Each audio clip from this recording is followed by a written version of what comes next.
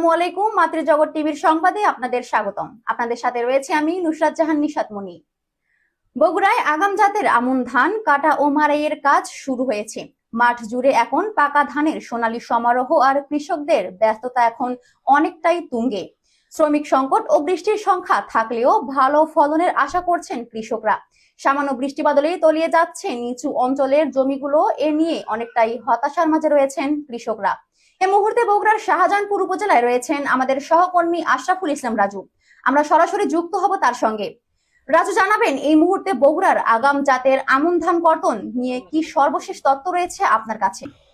নিশাত, আপনি ঠিক যেমনটি বলছিলেন, ঠিক আমি এই মুহূর্তে বগুড়া জেলার যে শাহজাহানপুর উপজেলার যে বড় চান্দাই যে গ্রাম, সেই গ্রামের ঠিক খানিকটা সামনে ঠিক আমি এই মুহূর্তে দাঁড়িয়ে রয়েছি। নিশাত, ঠিক আপনি আমার পিছনে ঠিক যেমনটি দেখছেন যে এখানে এই যে অঞ্চলটি, এটি অনেকটাই নিচু অঞ্চল এবং এখানে যে কৃষক যারা রয়েছে তাদের সাথে আমরা নিশাত কথা বলেছি। তারা ঠিক যেমনটি আমাদেরকে জানিয়েছেন যে সামান্য বৃষ্টি বাদল কিংবা বৈরী আবহাওয়া আসলেই অনেকটাই এখানকার যে কৃষক যারা রয়েছে তাদের মাথায় অনেকটাই হাত পড়ে যায়।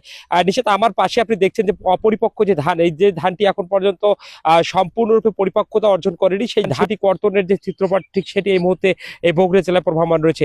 আর নিশ্চিত আরেকটি বিষয় যদি আমি আপনাকে একটু অবগত করি, এখানকার যে স্থানীয় কৃষক যারা রয়েছে তাদের সাথে আমরা কথা বলে যেমনটি জানিয়েছি, তারা আমাদের জানিয়েছেন যে শুধুমাত্র অপরিপক্ক ধানেই নয়, এখানকার অপরিপক্ক ধানের পাশাপাশি এখানকার যে শ্রমিক যারা রয়েছে, যে শ্রমিক সংকটের যে একটি চিত্র ঠিক সেটিও এখানে রয়েছে।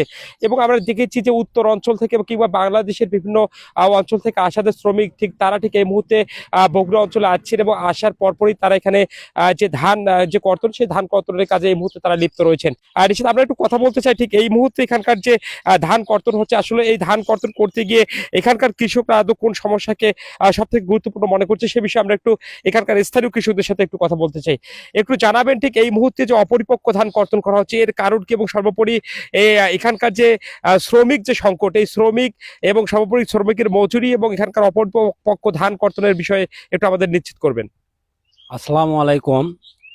এখানে দেখতে পাচ্ছেন যে অনেক ধান, এই পুরো মাঠে ধান আছে। শুধু আজ 2 দিন হলে মনে করেন যে এমন বন্যা আসতেছে ওই নদী থেকে আসে, মনে করেন ধান পাক এখনো 10 দিন লাগবে ধরেন ধান পাকতে। এই 10 দিন আগেই মনে করেন ধানের শীষ হয় নাই এখন, এই যে দেখতে পাচ্ছেন। কিন্তু তার আগেই সব কিষান পাওয়া যাচ্ছে না, একটা করে কিষান 800-1000 টাকা লেগে গেছে। তারপরও অনেক ধান তুলে গেছে, ধানগুলো কাটাই যাচ্ছে না। আর দেখা যাচ্ছে আজকে রাত কালকে রাতের মধ্যে দেখা যাচ্ছে এগুলো ধান আর কাটাই যাবে না। শুধু এগুলো এই নিচু জায়গার কারণে কিছু মাটি বিক্রি হয়েছে, এই জন্য এই ফসলগুলো এভাবে পাওয়া যাচ্ছে না। নিশ্চিত আপনি শুনছিলেন, আমরা কথা বলছিলাম এখানকার একজন স্থানীয় কৃষকের সাথে। ঠিক তিনি আমাদের যেমনটি জানিয়েছেন যে এখানকার যে মাটি খেকো অর্থাৎ ভূমিদস্যু যারা রয়েছেন, তারা ঠিক এখান থেকে ব্যাপক অঙ্কে মাটি কর্তন করে নিয়ে গেছেন রাতের আধারে, যার ফলে এই অঞ্চলটি অনেকটাই নিচু অঞ্চলে পরিণত হয়েছে এবং অল্প বৃষ্টি বাদলের মধ্য দিয়ে এখানকার যে আবাদি জমিতে থাকা যে ফসল, সেই ফসল পানির নিচে তলিয়ে যাচ্ছে। আরেকটি অভিযোগের কথা আমরা এই কৃষকের মুখ থেকে নিশ্চিত শুনেছি। তিনি অভিযোগ করেছেন যে শ্রমিক যে স্বল্পতা অর্থাৎ শ্রমিক সংকটের যে কথা তিনি বলেছেন, এবং শ্রমিকের মজুরি অনেক বেশি হয় এবং শ্রমিক সংকট থাকার কারণে এই ধানগুলো অনেকটাই পানির নিচে তলিয়ে যাচ্ছে। শ্রমিক না থাকার কারণে এই ধানগুলো তারা কর্তন করতে পারছেন না, মর্ম তারা অভিযোগ করেছেন। আর নিশ্চিত আমি যদি বলি, ঠিক আমি এই মুহূর্তে যে জায়গা থেকে দাঁড়িয়ে রয়েছি, আবার একটু পিছনে যেখানে দেশনায়ক তারেক রহমানের যে জন্মভূমি অর্থাৎ যে তার যে আবাসস্থল অর্থাৎ পৈতৃক যে নিবাস, সেই নিবাস রয়েছে এখানে আর একটু পিছনেই, ঠিক তার একটু সামনে ঠিক আমি এই মুহূর্তে রয়েছি। এখানকার যে চিত্রপট আমি যেমনটি আপনাকে জানাচ্ছিলাম, যে তলিয়ে রয়েছে এখানকার আবাদি জমিতে থাকা অপরিপক্ক ধান। আর কৃষকরা তাদের ভাগ্যের উন্নয়নকে ত্বরান্বিত করতে ধান যেন তাদের হারিয়ে না যায়, এই অপরিপক্ক ধানেই পানির নিচ থেকে তারা খুঁজে বের করে কর্তন করে নিয়ে আসছেন এবং যতটুকু পারছেন এই ধান ঘরে তোলার চেষ্টা করছেন।